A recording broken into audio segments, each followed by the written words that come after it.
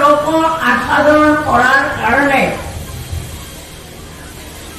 তো ভাগবত সৃষ্টি ৰচনা কৰে।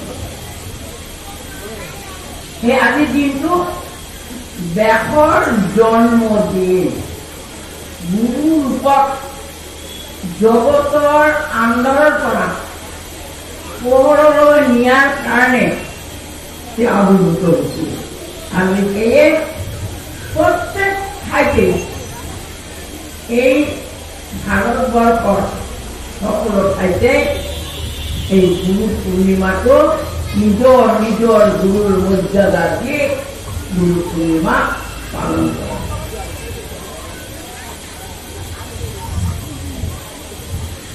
আজি এই ব্যাসদেৱ তেওঁ জগতৰ মংগলৰ কল্যাণৰ কাৰণে অশেষ কষ্ট কৰি যিমানবিলাক শাস্ত্ৰ প্ৰদান কৰি লিখি উলিয়ালে, বেদ বেদান্ত আদি কৰি, কিন্তু নিজৰ মনতে শান্তি নাপালে। তেওঁ নিজে চিন্তা কৰি পালে, মই ইমানবিলাক শাস্ত্ৰ ৰচনা কৰিলো, 1 লাখ শ্লোকৰ মহাভাৰত ৰচনা কৰিলো, মই জীৱক বহুতো বস্তু মই বুজাৰ কাৰণে দিলো, কিন্তু মোৰ মনতে শান্তি নাপালে। যদি জীৱৰ মংগলেই নহয়,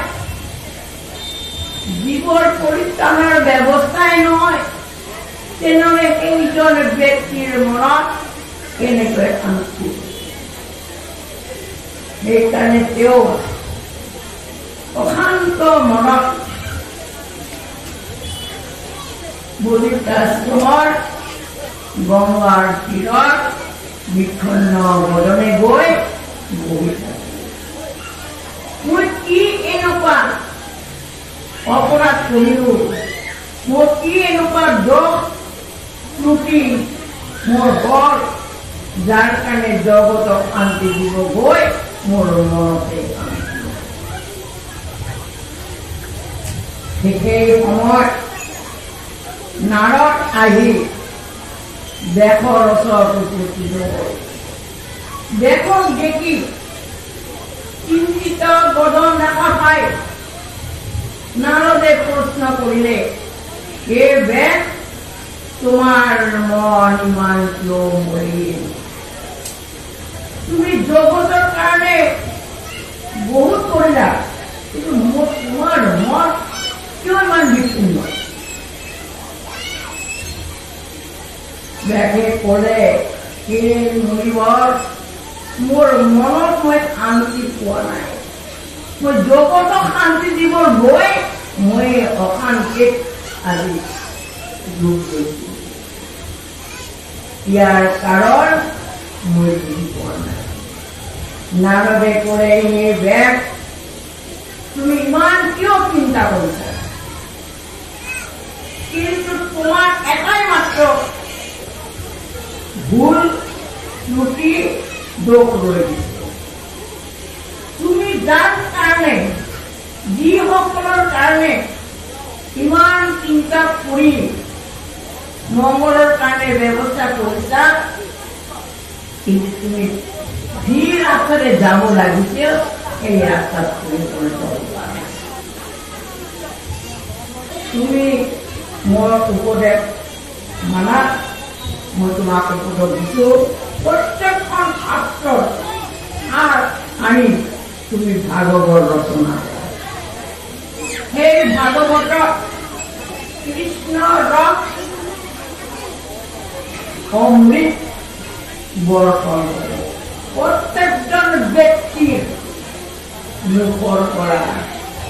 শ্ৰৱণ কীৰ্তন কৰ্ণৰ দ্বাৰা শ্ৰীকৃষ্ণৰ ৰূপ লীলা কীৰ্তন তুমি চিন্তা নকৰিবা। আজি তুমি ব্যাসৰ ৰূপত অৱতাৰ লৈছা মানুহৰ কল্যাণৰ কাৰণে। তুমি সেই কল্যাণৰ সেইটো বাদ দি যিবিলাক কথা লিখিছা সেইবিলাক লৈ যদি মানুহে আশ্ৰয় লয় সদায় মাৰা মাৰি থকা কোনোবাই যদি বাধা দিয়ে তুমি এই কামটো কি কৰিছা তেতিয়া কব দেশৰ নিচিনা পণ্ডিতে লিখি থৈ দিছে আৰু তুমি কব লৈছা এই অধিক চিন্তা কৰিব তুমি যদি চিন্তা কৰা কৃষ্ণৰ লীলা কীৰ্তন লিখি যোৱা এয়ে ভাগৱত আজিৰে ইমান ৰাতিপুৱাৰ পৰা এই অলপ সময় আগলৈকে ভাগৱত পতাই হ'ল কি পৰিত কণ্ঠে আজি ভাগৱত দেখে কি কৰিলে সমস্ত আৰু শাস্ত্ৰকাৰে এই ভাগৱত ভাগৱত কি এনেকুৱা বস্তু আছে বোলে পুনা সৰ্বজন তুমি আকৌ সৰ্বজন সকলে সৰ্বজন সকলো ব্যক্তি সকলো মানুহ এনে কি যিমান আছে কীৰ্তন মানুহ সকলৰ খবৰ আছে নাই আছে কিয় বছৰ জীৱনী শক্তি আছে এটা ৰতাৰৰ জীৱনী শক্তি আছে এই ভাগৱত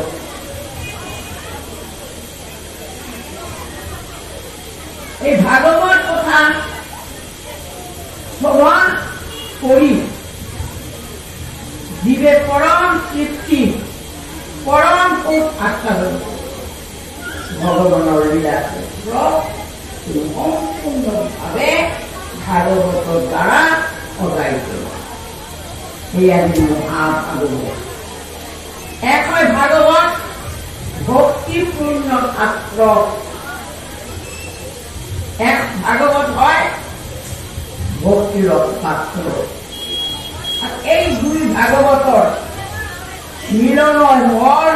মহাভাগৱত আজি অকল ভাগৱতেই কৰা নাই মহাভাগৱতৰ উদয় হৈছে আজি ভাগৱত যদি পঢ়িবহেঁতেন ভক্তিৰ পূৰ্ণ পাত্ৰৰ যদি অভাৱ হলেহেঁতেন তেনে মহাভাগৱতৰ উদয় নহয় দুইজনৰ মিলনে এই ভাগৱতৰ ভগৱান শ্ৰীকৃষ্ণই আজি ৰসৰ লীলা কৰাৰ কাৰণে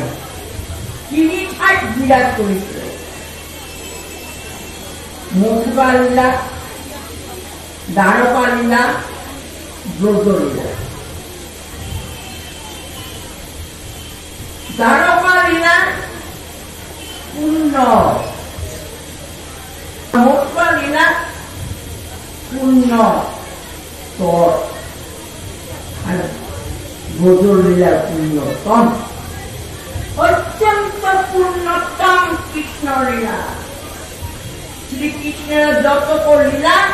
সর্বোত্তম নরলীলা নরবপু তাহার কৃষ্ণর যিমান লীলা লীলা আছে তাত সর্বশ্রেষ্ঠ হল নরলীলা নরলীলা গাম্ভীর্যপূর্ণ জ্ঞানের দ্বারা ভক্তির উদয় হয় জীববিলাকে শ্রবণ কৰিব পাৰে কিন্তু মুখ তেওঁলোকৰ মুখৰে আজি বৰ তৰুণতা পৰ্বতাৰ সকলো ঠাইত নিৰ্জীৱ পদাৰ্থ কিন্তু পুৰাণ শক্তি থাকিল কৰিব পৰা শক্তি তেওঁলোকৰ নাথাকে সেইকাৰণে শ্ৰেষ্ঠ জীৱ এই মানুহ যাৰ ভিতৰত জ্ঞান বুদ্ধি চিন্তা শক্তি অভাৱ নাথাকে তেওঁলোকে বুজি পায় জানিব পাৰে যে ভগৱান শ্ৰীকৃষ্ণই এই ব্রতধামত লীলা করে পূর্ণতর আর পূর্ণতম লীলা। ভগবান শ্রীকৃষ্ণ কিমান দিনা বকাকুর অগাকুর কালীয় না দমন পুতনাবত অকল ভঞ্জন জমনাৰ্জুন এইবিলাক লীলা কৰি দেখুৱালে মানুহ দেখুওৱা মই এনেকুৱা লীলা কৰিব পাৰো যে অপ্ৰাকৃত প্ৰাকৃত অৱস্থাত তোমাকৰ মাজত ৰস আস্বাদনৰ কাৰণে মই এই জগত তেওঁৰ কোনো জন্ম নাই কৰ্ম নাই, কিন্তু জন্ম কর্ম কার কারণে আহে জীব অনুসূচিত বারে বারে আহে অবতার লয় মৎস্য কুর্ম নরকে বামন পর্বে কিমান দেখ অবতার লড়ে তো কি কারণে করবো দেখানো জীবর কারণে দুষ্ট দমন অন্তর পালনের কারণে তো বারে বারে আয়, কিন্তু আজি পূর্ণ অবতার শ্রীকৃষ্ণ দাপৰৰ শেষত আবিৰ্ভূত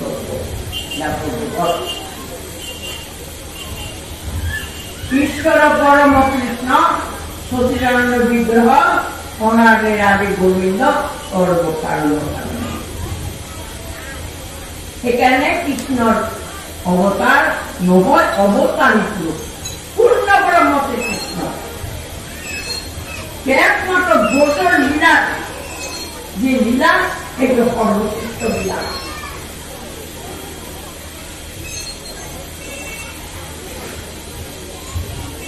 আজি এই লীলা বালকসকলে গোট বালক সিহঁতৰ লীলা কৰিছিলে, কাৰোবাৰ ককা, কাৰোবাৰ বন্ধু, কাৰোবাৰ বান্ধৱ হৈছিলে। গোপীবিলাকে প্ৰাণপ্ৰিয় প্ৰাণোত্তম গোপীবিলাকে আক্ষেপ করে করে, হে কৃষ্ণ তোমার এই বংশী ধরিয়ে আমার মন ইমান চঞ্চল করে দিয়ে মান মর্যাদা পুরো একই না থাকে। বংশ পরিবার পুত্র কন্যা স্বামীকে পরিত্যাগ করে তোমার এই বংশী ধরিয়ে কিছু করতে হবে না। জানো এই বংশী ধরির মাধুর্যর ভিতৰত কি এনেকুৱা বস্তু আছে যি বংশী ধৰি কৰাৰ লগে লগে গোটেই মান মৰ্যাদা পুরমর্যাদা পর্যন্ত পরিত্যাগ করে তোমার নাম ধরে পিছিয়ে পিছিয়ে ধাবিত হও একমাত্র তোমার চরম দর্শনের কারণে। আমার কোন অভিলাষ নাই, দৈহিক অভিলাষের কারণ নামক তাপর পৃথিবীতে নবগাঁও মাত্র দর্শন অভিলাষের কারণে আমি তোমার এই নাম একমাত্র ভক্তর কামনা ঈশ্বরের চরম দর্শন। আরো একটা কামনা না, গোপীগুলিকে ভক্তা একমাত্র কামনা চরম দর্শন। হে কইছে, হে বিধাতা তুমি আমার মাত্র দুটা চকুদি সৃষ্টি করিলা, কিন্তু আমার অভিলাষ আর পূর্ণ নহল। তোমার যে দুই চকুর দর্শন তার আমার দেখা নতুন সৃষ্টি নিমিত্তে যদি হাজার হাজার চকু মিলা আছে, লক্ষ লক্ষ চকু মিলা আছে, তোমার দর্শন করে সৃষ্টি পালন লক্ষ লক্ষ আঁকি দিলা, সবে দিলা দুই, তাহাতে নেমে দিলা কি মই কি রেখে মই তোমার এই দুই চকুর পাতা প্রদত আরো নিৰ্মিত আছে অলপ সুখে নামে ইমান সময় অতিবাহিত কৰি যায় তৎপৰ কৰি চাইছে মোবাইলতে লক্ষ লক্ষ টুকুৰা আমাৰ মনৰ মাত্ৰা কিন্তু তুমি মাত্ৰ দুটা দিলা তাতো নিবেদ দিলা উঠা নমা কৰা সময় ইমান যায় তাই এই গুটিবিলাকৰ কেনেকুৱা কিবা থাক কি বিশেষা পৰম তৃপ্তি পৰম সুখৰ ইমান কিবা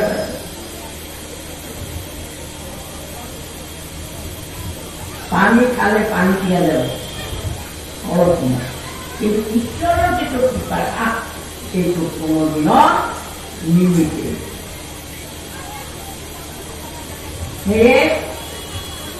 আজি এই অনুষ্ঠানত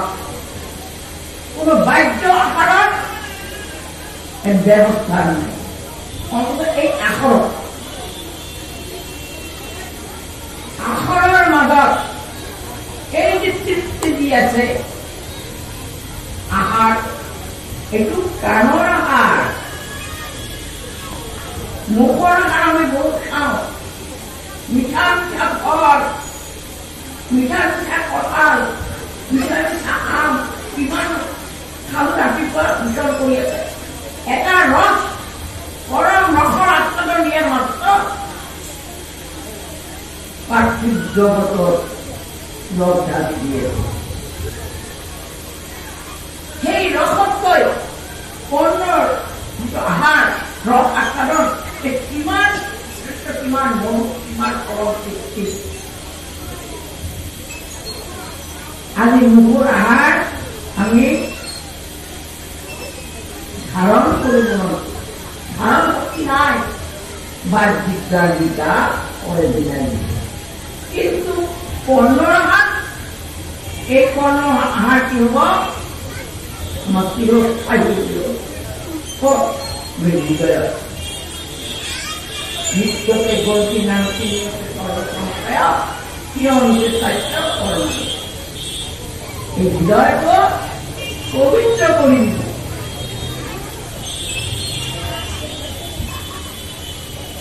এখন ইয়াৰ ভিতৰত কাম আছে দুৰ্বাসনা কুবাসনা সববিলাক বিনাশ কৰি দেয় নামৰ কাৰণ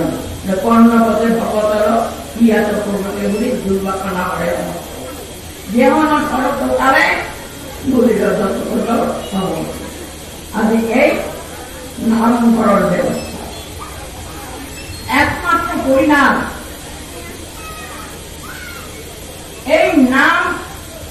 ঈশ্বৰ প্ৰত্যেকটো জাতি